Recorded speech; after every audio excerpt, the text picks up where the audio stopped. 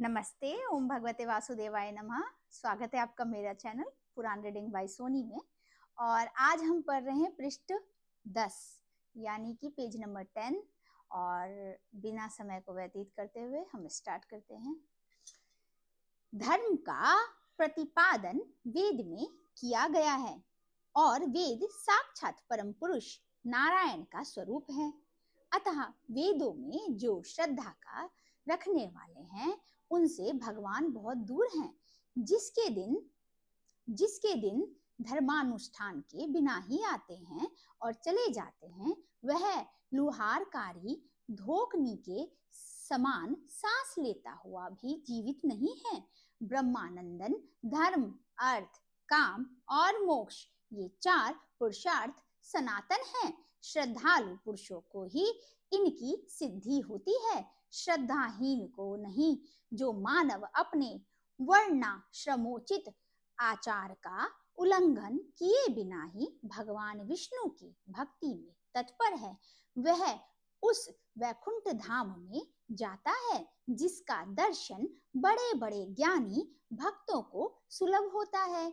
मुनीश्वर जो अपने आश्रम के अनुकूल वेदोक्त धर्मों का पालन करते हुए भगवान विष्णु के भजन ध्यान में लगा रहता है, वह परम पद को प्राप्त होता है। आचार से धर्म प्रकट होता है और धर्म के स्वामी विष्णु हैं। अतः जो अपने आश्रम के आचार में संलग्न है, उसके द्वारा भगवान श्री हरि सर्वदा पूजित होते हैं। जो छहों अंगों सहित वेदों और उपनिषदों का ज्ञाता होकर भी अपने वर्णाश्रमोचित आचार से गिरा हुआ है, उसी को पतित समझना चाहिए, क्योंकि वह धर्म कर्म से भ्रष्ट हो चुका है। भगवान की भक्ति में तत्पर तथा भगवान विष्णु के ध्यान में लीन होकर भी जो अपने वर्णाश्रमोचित आचार से भ्रष्ट हो, उसे पतित कहा जाता है। द्विज श्रेष्ठ वेद भगवान विष्णु की भक्ति अथवा शिव भक्ति भी आचार भ्रष्ट मूढ़ पुरुषों का पवित्र नहीं करती। ब्राह्मण पुण्य क्षेत्रों में जाना, पवित्र तीर्थों का सेवन करना अथवा भांति भांति के योगों का अनुष्ठान भी आचार भ्रष्ट पुरुषों की रक्षा नहीं करता। आचार से स्वर्ग प्राप्त होता है, आचार से सुख मिलता है और आचार से ही मोक्ष सुलभ होता है। आचार से क्या नहीं मिलता? साधु श्रेष्ठ संपूर्ण आचारों का, समस्त योगों का तथा स्वयं हरि भक्ति का भी मूल कारण भक्ति ही मानी गई है। सबको मनोवांछित फल प्रदान मानी गई है। भगवान विष्णु भक्ति से ही पूजित होते हैं, अतः भक्ति संपूर्ण लोकों की माता कही जाती है। जैसे सब जीव माता का ही आश्रय लेकर जीवन धारण करते हैं, उसी प्रकार समस्त धार्मिक पुरुष भक्ति का आश्रय लेकर जीते हैं। नारद जी अपने वर्ण और आश्रम के आचार का पालन करने में लगे हुए पुरुषों को यदि भगवान विष्णु की भक्ति प्राप्त हो जाए तो तीनों लोक में उसके समान दूसरा कोई नहीं है। भक्ति से कर्मों की सिद्धि होती है, उन कर्मों से भगवान विष्णु संतुष्ट होते हैं, उनके संतुष्ट होने पर ज्ञान प्राप्त होता है और ज्ञान से मोक्ष मिलता है। भक्ति तो भगवत को संग से प्राप्त होती है, किंतु भक्तों को संग मनुष्यों को पूर्व जन्मों को के संचित पुण्य से ही मिलता है। जो वर्णाश्रमोचित कर्तव्य के पालन में तत्पर, भगवत भक्ति के सच्चे अभिलाषी तथा काम क्रोध आदि दोषों से मुक्त हैं, वे ही संपूर्ण लोगों को शिक्षा देने वाले संत हैं। ब्राह्मण जो पुण्यात्मा अथवा जितेंद्रिया नहीं है, उन्हें परम उत्तम सत्संग की प्राप्ति नहीं होती।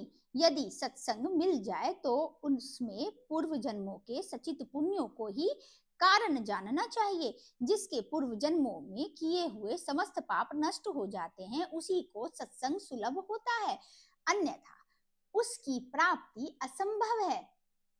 सूर्य अपनी किरणों के समूह से दिन में बाहर के अंधकार का नाश करते हैं, किंतु संत महात्मा अपने उत्तम वचन रूपी किरणों के समुदाय से सदा भीतर के अज्ञान अंधकार का नाश करते हैं। संसार में भगवत भक्ति के लिए ललायित रहने वाले पुरुष दुर्लभ हैं।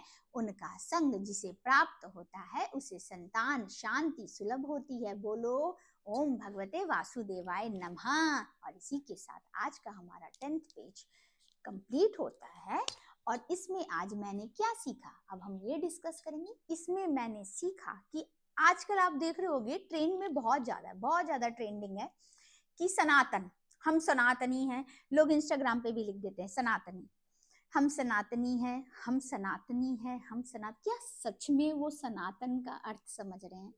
हाल फिलहाल में अभी एक केस हुआ जिसमें कि आपने देखा होगा, कुछ बजरंग दल के नाम पे लोग आए और उन्होंने एक मुस्लिम बुजुर्ग आदमी था 60-70 साल का, उसकी दुकान का बोर्ड तोड़ने के लिए वो घुस गए कि आपने बाबा के नाम पे ये बोर्ड क्यों रखा है, आप मुसलमान हो, आप बाबा कैसे लिख सकते हो?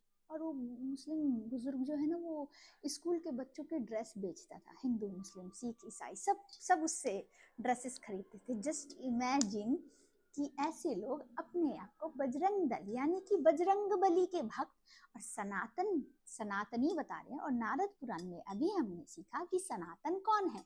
जो धर्म करे। धर्म हमें क्या सिखाता है? आप किसी बुजुर्ग को परेशान मत कीजिए, वो भीख नहीं मांग रहा है, एटलीस्ट एक अच्छा ही काम कर रहा है। वो मेहनत से कमा के अपने परिवार का उपार्जन कर रहा है, प्लस वो तो स्कूल की ड्रेसेस बेच रहा था, कोई ऐसी कोई चीज नहीं बेच रहा था जिससे आने वाला यूथ खराब हो, आने वाला यूथ बेरोजगार हो। वो तो शिक्षा के आधार पर ड्रेसेस बेच रहा था, हिंदू मुस्लिम सिख ईसाई सबको बेच रहा था। भोलेनाथ ने क्या ये कहा है कि मेरी पूजा सिर्फ बजरंग दल के सदस्य करेंगे, कि सनातनी सो कॉल्ड सनातनी करेंगे? नहीं, सनातन का अर्थ तो समझ ही नहीं रहे सनातन का नाम लेने वाले। सनातन का अर्थ देखिए, आप नारद पुराण पढ़िए, कोई अच्छी किताब पढ़िए। इसलिए कहा गया शिक्षा बहुत जरूरी है। आप जब किताब पढ़ेंगे तो आपको उस वर्ड का प्रॉपर मतलब समझ में आएगा। सनातन का अर्थ है धर्म, अर्थ, काम और मोक्ष। ये 4 पुरुषार्थ सनातन है, इसे सनातन कहा गया है। जस्ट इमेजिन, मैं इसे हाईलाइट कर रही हूँ इस लाइन को, ताकि मैं इसे याद रख सकूं। मुझे कोई लाइन अच्छी लगती है तो मैं उसे हाईलाइट कर देती हूँ। हाईलाइट कर दिया मैंने। जस्ट इमेजिन कि धर्म, अर्थ, काम और मोक्ष, ये 4 पुरुषार्थ सनातन है। इसमें आपके कर्मों को भी बोला गया। सोचिए, क्या उस इंसान का कर्म अच्छा होगा जो उठ के 4 गुंडों को लेके उस आदमी का, दीपक नाम के आदमी का घर तोड़ने आ गया? जो तूने इस बुजुर्ग की रक्षा क्यों की? जबकि वो दीपक जो है वो हिंदू निकला, एक हिंदू ही दूसरे हिंदू को ढोंगी बोल रहा है। तो ये किस तरीके का सनातन धर्म है? और ये किस तरीके का, मतलब कि जस्ट इमेजिन, ये किस तरीके के बजरंग दल के सदस्य हैं? तो यहाँ पे सनातन का अर्थ आपको समझाया गया, जो धर्म करते हैं और जिनका कोई उद्देश्य किसी अर्थ के लिए होता है, जो उपार्जन करके स्वयं खाते हैं, जो जिनके कर्म अच्छे होते हैं, जिनके लिए मोक्ष के द्वार खुलते हैं, उसे सनातन कहा गया है। हर व्यक्ति सनातन नहीं होता। आजकल लोग अपने आप को सनातनी ऑरेंज कलर के कपड़े पहन लिए तो हम सनातनी हो गए। नो नो नो, आपके कर्म आपको सनातनी बनाते हैं। तो वो दीपक नाम का, जैसे कि आपने न्यूज में सुना होगा, दीपक नाम का जो आदमी, उसने अपने आप को बताया मैं मोहम्मद दीपक हूँ। सोचिए उसने हिंदुस्तानी होने का कितना बड़ा, जबकि हमने कल पेज में पढ़ा था, कल की परसों के पेज में हमने पढ़ा था कि भारतवर्ष में जिसने जन्म लिया है, कि भारतवर्ष में देवता भी जन्म लेने के लिए अपने आप को सौभाग्यशाली मान रहे, क्योंकि यहाँ पे सारी चीजें हैं, सारी ऋतुएं हैं। Just imagine. तो आप ये सोचिए, जिस भारतवर्ष में देवता भी अपने जन्म को दुर्लभ बताते हैं और अपने आप को सौभाग्यशाली समझते हैं, उस भारतवर्ष में ऐसे लोग भी हैं जो एक दूसरे को धर्म के नाम पे मार रहे हैं, काट रहे हैं और बोल रहे हैं मैं राम का भक्त हूँ, मैं बजरंग का भक्त हूँ। इसलिए कहा गया है जो शिक्षा से दूर मत रहिए। अगर आप शिक्षित हो जाएंगे तो आपको सही और गलत का फर्क पता चलने लगेगा, और सही और गलत का अगर फर्क पता चलने लगेगा तो आप जो है ऐसे लोगों का साथ नहीं देंगे। आज एक हिंदू ही खड़ा हुआ उन हिंदुओं के खिलाफ कि भाई जो इंसान रोजगार करके कमा रहा है, खा रहा है, तुम उसे क्यों परेशान कर रहे हो। बाद में उन्होंने क्या किया, एक गुट मंगवाया और एक गुट वहां से आए और बड़ी धाकड़ धाकड़ लोग आए और उसके घर पहुंच गए, उसका घर तोड़ने के लिए। सोचिए, और लोगों को दिख रहा है कि ये गलत है, गलत है, लेकिन कोई बोलता ही नहीं है कि ये गलत है। किसी में जिगर ही नहीं रह गया कि वो ये चीज बोले कि हाँ ये गलत है। क्यों? क्योंकि लोग ना डरते हैं कि अरे ये तो बजरंग है, बजरंग का नाम ले लिया। अरे आप गलत का साथ देंगे, आप घर में भी पूजा करेंगे तो भगवान आपका साथ नहीं देगा, आपका नहीं सुनेगा भगवान।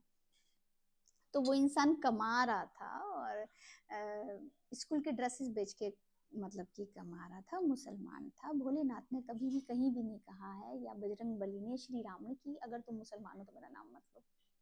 ऐसा कहीं नहीं लिखा हुआ है। वही 4 लोगों को मैंने देखा जो आगे बढ़े और एक क्या कहते हैं, सलून में घुस गए और सलून में एक मुस्लिम था, उसके कानों से उन्होंने बालियां उतरवा दी। जो तेरे धर्म में बालियां पहनते हैं, तुमने बालियां क्यों पहनी है?